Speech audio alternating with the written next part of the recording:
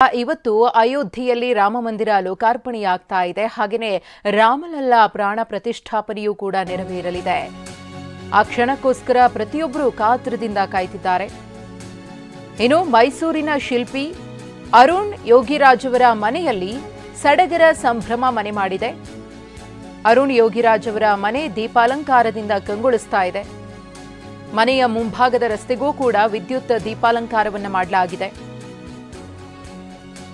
ಅರಮನೆ ಮುಂಭಾಗ ಇರುವ ಅರುಣ್ ಯೋಗಿರಾಜ್ ಅವರ ನಿವಾಸ. ಯೋಗಿರಾಜ್ ಮನೆ ಬಳಿಯೂ ಕೂಡ ರಾಮನ ವಿಗ್ರಹ ಇವತ್ತು ಲೋಕಾರ್ಪಣೆಯಾಗಲಿದೆ. ಮಧ್ಯಾಹ್ನ 12:20ಕ್ಕೆ ಅರುಣ್ ಯೋಗಿರಾಜ್ ಅವರ ಮನೆ ಬಳಿಯೂ ಕೂಡ ರಾಮನ ವಿಗ್ರಹ ಲೋಕಾರ್ಪಣೆಗೊಳ್ಳಲಿದೆ. ದೃಶ್ಯಾವಳಿಯಲ್ಲಿ ಗಮನಿಸ್ತಾ ಇದ್ದೀರಿ ಯಾವ ರೀತಿಯಾಗಿ ಅರುಣ್ ಯೋಗಿರಾಜ್ ಅವರ ನಿವಾಸ ವಿದ್ಯುತ್ ದೀಪಾಲಂಕಾರದಿಂದ ಕಂಗೊಳಿಸ್ತಾ ಇದೆ ಅಂತ. ಮೈಸೂರಿನ ಶಿಲ್ಪಿ ಅರುಣ್ ಯೋಗಿರಾಜ್ ಅವರ ಕೆತ್ತನೆಯ ಬಾಲರಾಮನ ವಿಗ್ರಹವೇ ರಾಮಮಂದಿರದ ಗರ್ಭಗುಡಿಯಲ್ಲಿ ವಿರಾಜಮಾನವಾಗಿದೆ. ಆ ವಿಗ್ರಹಕ್ಕೆ ಇವತ್ತು ಪ್ರಾಣ ಪ್ರತಿಷ್ಠಾಪನೆಯನ್ನ ನೆರವೇರಿಸಲಾಗುತ್ತೆ. ಅಯೋಧ್ಯೆಯಲ್ಲಿ ಸಡಗರ ಸಂಭ್ರಮ ಮನೆ ಮಾಡಿದೆ. ಅದೇ ರೀತಿಯ ಸಡಗರ ಸಂಭ್ರಮ ಹಬ್ಬದ ವಾತಾವರಣವನ್ನು ಅರುಣ್ ಯೋಗಿರಾಜ್ ಅವರ ನಿವಾಸದಲ್ಲೂ ಕೂಡ ಕಾಣಬಹುದಾಗಿದೆ. ಈಗಾಗಲೇ ಕುಟುಂಬಸ್ಥರು ಮಾತನಾಡಿ ಸಂತಸವನ್ನು ವ್ಯಕ್ತಪಡಿಸಿದ್ದಾರೆ.